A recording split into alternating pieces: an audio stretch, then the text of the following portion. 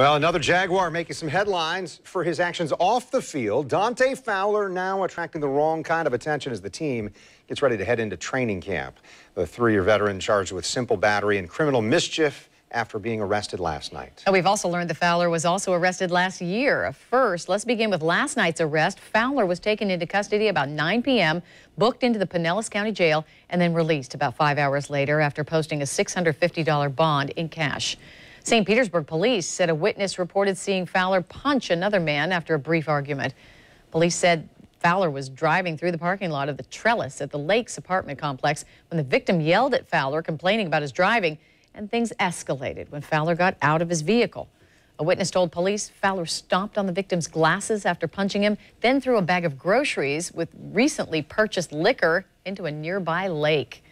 Joy standing by with how people are responding on social media. But we begin with sports director Sam Kavaris. And Sam, this comes just 1 week before he's supposed to report to minicamp. That's right. Well, actually, it's training camp, Mary, which actually begins next week for the different veterans. The rookies reported today. The quarterbacks will report on Friday. But, you know, this is one of those situations where the Jaguars knew that they were getting an immature player when they drafted Dante Fowler. They knew that. Gus Bradley talked about it.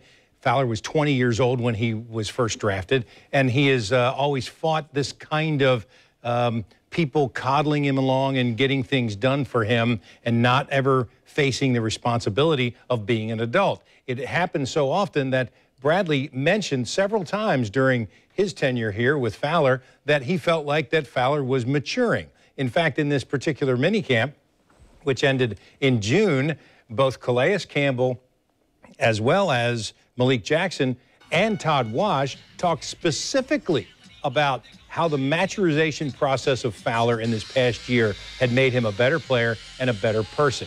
We know he's got phenomenal gifts. We know he's an unbelievable football player. But we also know that he made immature penalties this past year a couple of different times, if you remember, where he jumped off sides or hit a guy illegally and had to be reprimanded by Gus Bradley, perhaps not enough, on the sidelines. So for a lot of people, none of these problems seem to surprise any of them based on Fowler's personality, particularly since he left college. There was that incident in college, if you remember, when both the mother of his child and his girlfriend were in that fight in the hallway, and consequently he was seen allegedly encouraging some sort of physical altercation. I mean, this is something that he did apologize for, but Fowler did not face any suspension. Now, as you mentioned, he was arrested in Miami. Well, that's your one free get-out-of-jail card for the NFL. Now you're all of a sudden on their radar.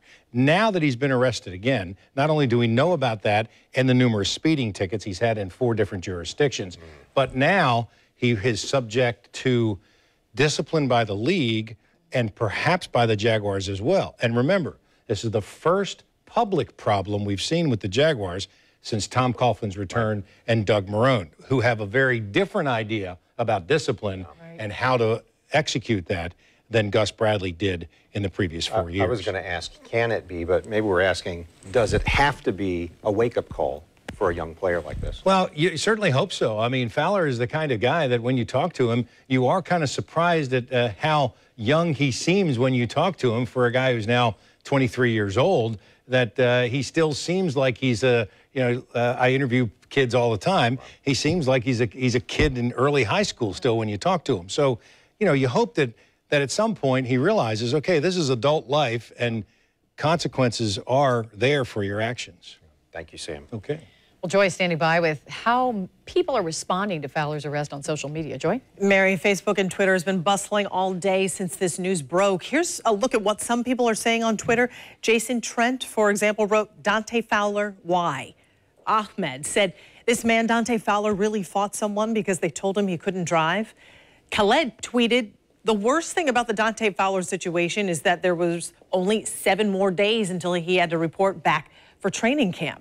As was mentioned just a minute ago, veterans report to training camp next Wednesday, July 26th. Mary?